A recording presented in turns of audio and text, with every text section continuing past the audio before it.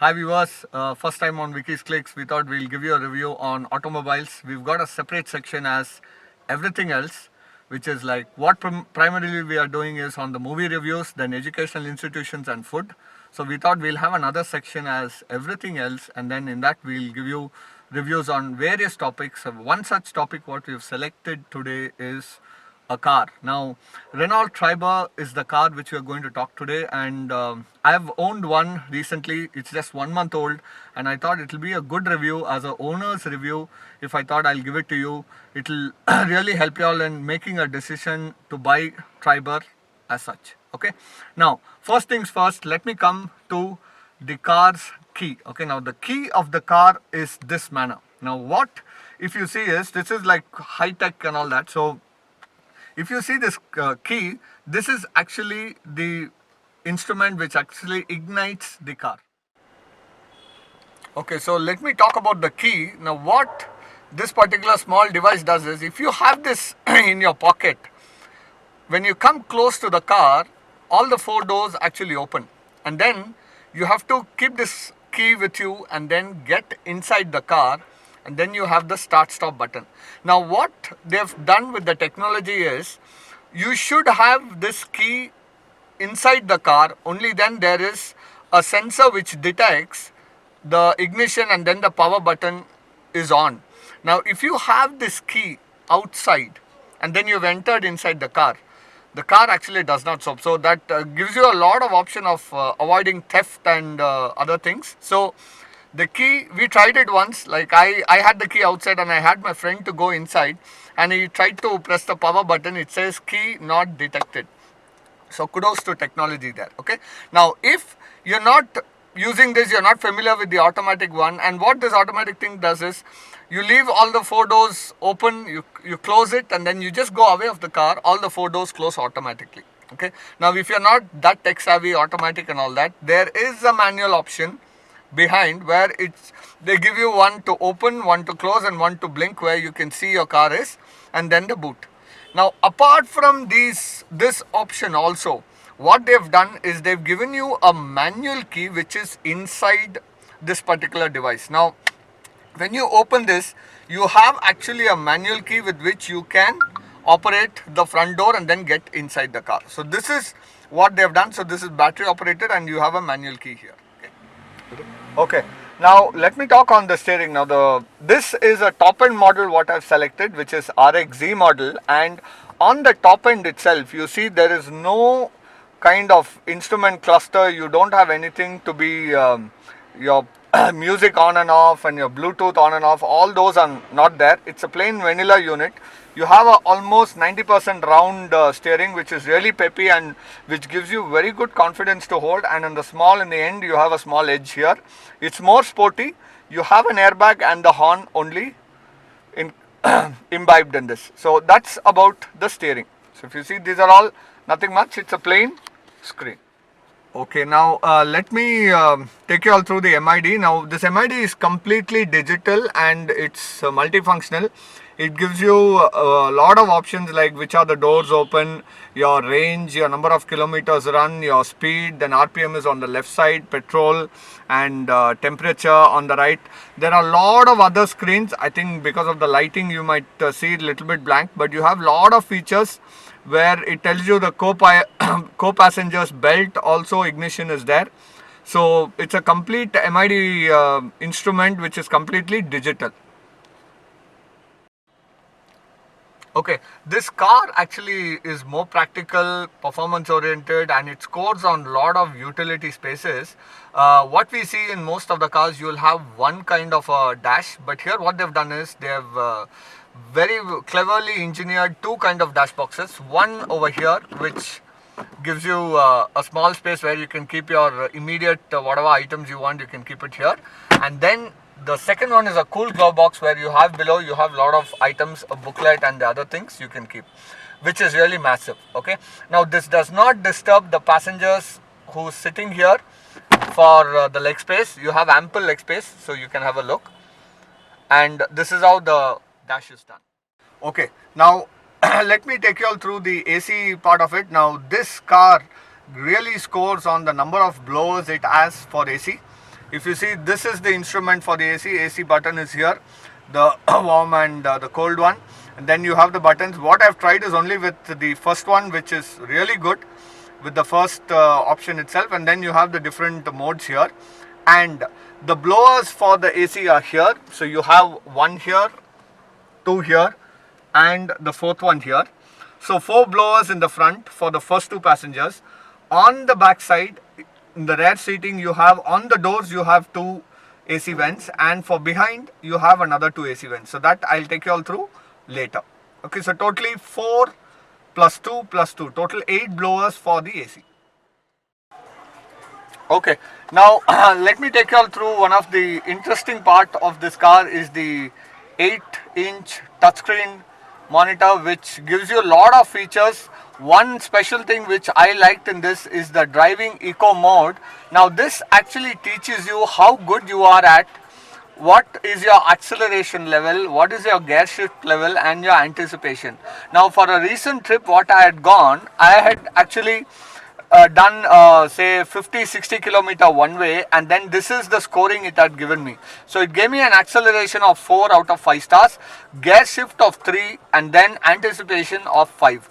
Now this gear shift 3, it actually tells you on the MID that if you are going in the 3rd gear and if it sees the road to be empty and you are in a power of 60 plus, it tells you in the MID that you can move to the 4th gear. You can move the gear up to 4 and then 5, and it also teaches you to come down. So that level of education it actually gives you, which is I feel is a very nice thing. And then it gives you eco coaching, eco scoring, and trip report.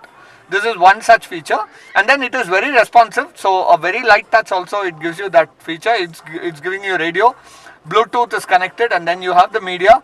In the media you have multiple options like your audio, aux, iPod, BT, and video. So you can actually play videos as well in this. And then you have the settings. So settings is according to the mood, you can change the colors and all that. And on the RXZ model, that is the top end model, you also get a feature of the reverse camera sensor. So the back, this entire 8-inch screen takes you at the back side for parking. It really assists you in a very nice way. So that's on the 8-inch touchscreen. It is very informative and very practical, and it's really nice. And it also has a night option where if you don't want the light to be disturbed, you click on this moon and then the entire screen becomes black, and then you touch again, it opens up. So that's like a really nice feature. Okay, I give it a thumbs up for this one. Okay, now coming to the rear seats of the Triber. Now this is where the things get more interesting and more practical, more performance oriented, more comfort and other things. Now I've set my driving position, the seating to this level, and if you see the amount of leg space I have is really enormous. It's really nice. The space is too much, and for my for your reference, my height is 5'11".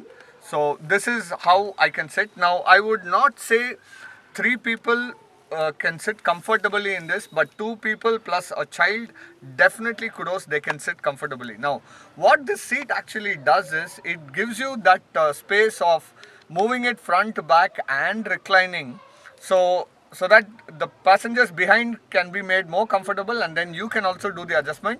What Renault claims is more than 100 types of seating combinations. Now what I see is not more than 10 will be practical, but it gives you that flexibility of the options. Now I just want to demonstrate one particular portion here. If you see, now I've got ample space and I want to make some space for people like a 6-footer who's sitting behind. So what I do is I just bring this little bit more front. Okay, now I just want to give you all that practical option to show you how it actually helps. So one thing is, so if you have a 6-footer sitting behind, now what I can do is I can actually bring this little bit more closer, and then so I'm actually comfortable. Now by doing this, what I do is I make the person behind also comfortable, and I have an option on the seat here that I can actually recline it and I can go this way. So if I'm only like 4 or 5 people traveling, I have that comfort of just really relaxing, and it's like almost like you're in a AC bus. So that's how it is. So this is the feeling what it gives you. It gives you that comfort level. Okay, now this option is there for all the 3 seats here, so 2 and 1. So it's like a 60-40 combination. The same thing can be done to the other seat this side as well. Now the most interesting and the practical part of this car is the last seating, which is the 7-seater, so-called 7-seater within a 3.99 mm car, sub 4 meter car, and at the price point what they are bringing it, trust me, if Ertiga can take a big piece of a cake from Innova, I think Triber can take a really big portion from Ertiga. So what they've done is, you have Innova pricing more than 18 to 20, you have Ertiga from 8 to 14, and then you have Triber top end model RXZ on road Bangalore pricing, very competitive at 8 lakhs. Now this last two seats are so functional that you can actually remove them completely, 100% you can take them out. They've given you a separate duffel bag where you can put the 4 seats inside, and then you can keep it as a luggage, and then you can load a lot of boot space there. It gives you a 625 liter boot space. You take one seat out, you get 325 liter. And if you need, they've made it so functional that if you have a 7-member traveling, say you have all your 7-member traveling, don't worry, wherever you can fix in your small bags, 84 liter boot is there in the behind where you can keep all your backpacks, and then you have few more suitcases which you want to carry. What they've done is they've given you a big hump here, this particular portion, where you can have almost 50 kg of weight loaded, and then it carries. And this is the portion where I was saying you have the 2 AC vents for the last 2 passengers, and on the door on the right side, this particular corner, you have the AC vents for the second seating 3 members. Okay. Now there's another interesting point. You have a 12 volt charging socket also here where you want to charge and you can keep your device. That's again a utility point what they have targeted. Coming to the most interesting part of this car, that is the last 2 seats, the so-called 7-seater. It's actually a 5-seater convertible, but 7-seater it is. So it's again with the one step button, so you press this and then this automatically goes in, and you have a very roomy space where you can actually go in.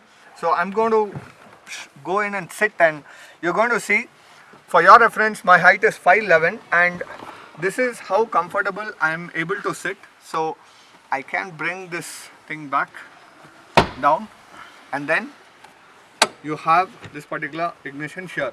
Now I have for me the this one, the resting, the headrest here, 2 are there, and then now if you see, my legs are almost touching the seat. So if you have an option of moving the seat front, I do not have under thigh support, which we need to admit with that particular space what they have done. And I can tell you, 2 people, elders or adults, can definitely sit, or 3 kids confirmed, they can sit very comfortably. They have a 12 volt charge point and a small box where they can keep their phone and other things, and then you have the AC vents here, the blower controls are here.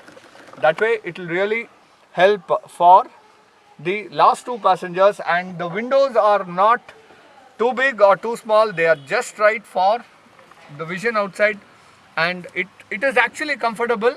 I would say if I'm sitting in this particular position, the seating is done in more like a cinematic manner. So first layer, the driver and the co-pilot, and then you have the next 3 and then the last 2. So if you see, it's actually at a balcony level, up to down, you have that seating done.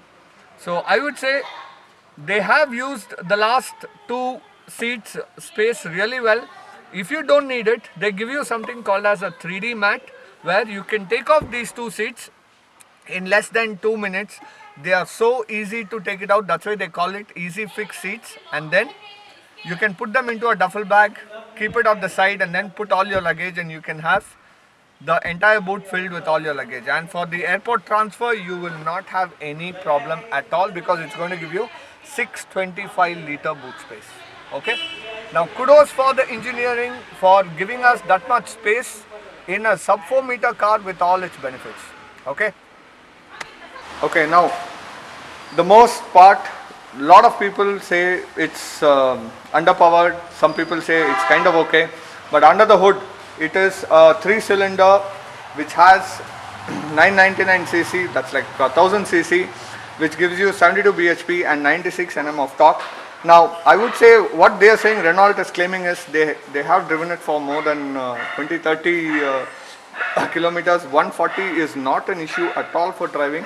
What they say, they are going to come up in April with another turbocharged engine, but that again is going to be 999 cc, and it's going to come with an AMT. Okay. Now, looks are more of a subjective discussion. So what I would say is you have a very dusterish, bold stance of the Triber, and if you see, you have the two bold lines here, and then on the center you have the Renault logo embedded with the more likely the duster 3-layered chrome grills, which you can see here, and then you have the DRLs, single line DRLs laid very neatly, and then the headlamps more like an eagle eye. So that's on the front side of the Triber. Okay, now coming to the side profile of the Triber, which is more of an interesting thing. They have come up with they have retained the same trademark indicators on the wheel arches, which you see here. This is in the top model also, you have this same thing embedded. And then what I see big missing on the Triber RXZ model is the OVRMs automatically closing. That particular thing is missing. This is the top end version and it still has a manual one.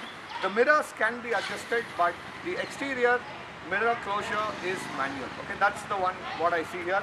Then you have this black cladding here.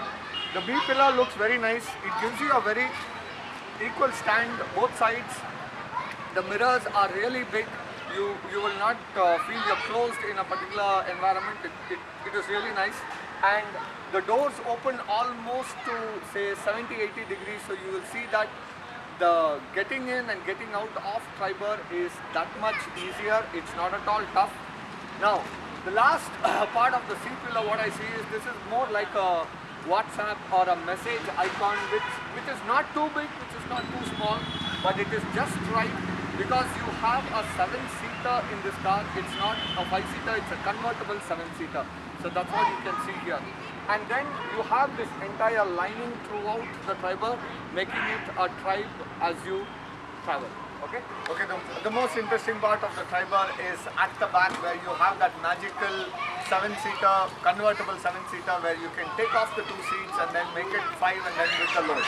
Now what you see at the back is you have an eagle shape headlamps neatly embedded, and then you have lot of cars today have come up with their entire name of the car to be written throughout at the back side.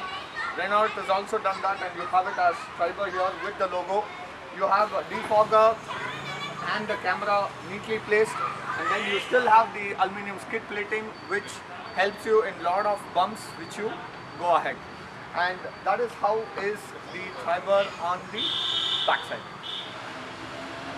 Okay, finally, to wrap up the Triber series, say the Triber car review, what I would want to tell you all is, if you are looking at an economy car, you are looking at drive comfort, you are looking at lot of load to be taken, and occasionally you want that 7-seater, and then the price at which it is getting sold, it doesn't pinch your pocket at all, then Triber is your car which you need to go.